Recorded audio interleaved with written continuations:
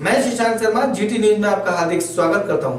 Tax चोर syndicate से जुड़ा आज हम एक नया खुलासा करने जा रहे हैं, जिसमें हम आपको दिखाएंगे कि इन टैक्स चोर माफियाओं ने इस टैक्स चोरी के लिए क्या क्या कारगुजारियां की।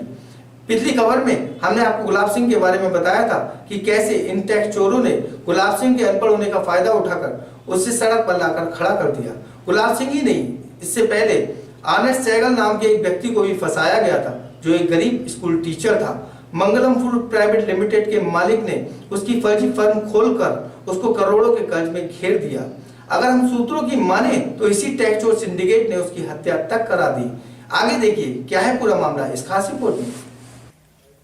मामला बरेली के बड़े व्यापारी आर.के. खंडेलवाल से जुड़ा है। पहली खबर में हमने आपको दिखाया कि कैसे गरीब टमाटर बेचने वाले गुलाब सिंह को इस टैक्स चोर गिरोह ने उसको लाखों का कर्जदार बनाकर आत्महत्या करने की कगार पर लाकर खड़ा कर दिया है। आगे की जानकारी लेने के लिए जब हमारे संवाददाता ने गुलाब सिंह के वकील शील कुमार सक्सेना से मिले तो उन्होंने इस केस से जुड़ी एक नई कड़ी के बारे में भी बताया। इस दूसरे व्यक्ति का नाम आर्नेस्ट सहगल है। सील जी, हम जानना चाहते हैं गुलाब सिंह और अर्नेस्ट सहगल ये दो लोग हैं, कौन है ये लोग? गुलाब सिंह तो मेरा क्लाइंट इस समय है और ये सिंडिकेट जो फर्जी फर्में खोलते हैं उनके जाल में फंसा हुआ है।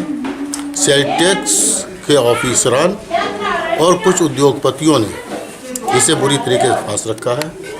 फर्जी कंपनी इसके नाम से खोल करके इसे चंद रुपयों का लालच दे करके अपना धंधा करोड़ों रुपए का करते थे, सेल टैक्स की चोरी करते थे। और ये अर्नेस्ट सहगल कौन है? अर्नेस्ट सहगल था, है नहीं, उसका भी मर्डर हो चुका है और इन्हीं फर्जी कंपनियों के जो सिंडिकेट है उसी के माध्यम से ये मारा। शील कुमार सक्सेना के कहे के मुताबिक अर्नेस्ट सहगल की कंपनी अर्नेस्ट एक्सपोर्ट इंटरनेशनल के बारे में जब छानबीन की गई तो पता लगा उसकी कंपनी पर अरबों रुपए का व्यापार हो चुका है। इसकी वजह से उस पर 4.5 करोड़ से भी ज्यादा का टैक्स बकाया है। आगे की परतें खोलने के लिए जब हम दोबारा वकील साहब से मिले तो उन्होंने एक वीडियो उपलब्ध कराते हुए हमें बताया कि अर्नेस्ट ने खुद को फंसता देख अपनी आवाज उठानी चाहिए तो इसी टैक्स चोर सिंडिकेट ने उसकी हत्या भी करवा दी। वो पहुँचे थे हमारे पास, एक पीपी के मशहूर हैं, उनके विकास नाम है उनका, वो पहुँचे थे आर.के. खंडेलवाल जी के, जिनकी फर्म मंगलम हैं, कालीचरण हैं। ये सब लोग हमारे पास आए थे। इन्होंने ये कहा कि हम तुम्हारे नाम से एक फर्म तैयार करना चाहते हैं। इन्होंने तैयार करी, खल पॉलिश का है, इन्होंने काम बताया, गल्ले का काम बताया, दलहन तिलहन का। इन्होंने फिर 2009 में हमारी एक शाखा मीरगंज के अंदर खुलवाई और उस मीरगंज का जब सर्वेक्षण हुआ, सर्वेक्षण की रिपोर्ट इन्होंने ला के हमको दे दी।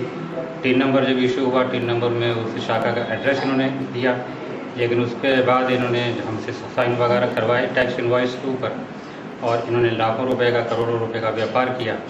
अब जब इतने सालों से व्यापारी करते आ रहे थे, उसके बदले में इन्होंने हमसे ये कहा कि हम तुमको थोड़ा बहुत अमाउंट तुम्हारे घर के खर्चे पानी के लिए पहुँचाते रहेंगे।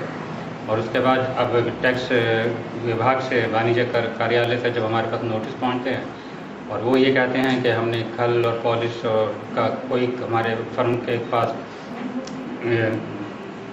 पंजीकरण नहीं है, लेकिन वास्तव में पंजीकरण था कि नहीं था यही लोग जानते हैं। और इसी प्रकार से आधार के ऊपर इन्होंने कर प्रवंचना का हमारे ऊपर लगाया विभाग ने इल्ज़ाम और हमारे ऊपर करोड़ों रुपए की रिकवरी का इन्होंने हमको नोटिस भेज दिया, जिसके बावजूद की देनदारी हमारे ऊपर 1 रुपए की नहीं है। अब आगे ये देखना है कि इन टैक्स चोरों की जड़ें कहां तक फैली हैं। आगे की परतों में कितने दफन हुए राज मिलते हैं। देखते रहिए जीटी न्यूज, सच्चाई हर कीमत पर।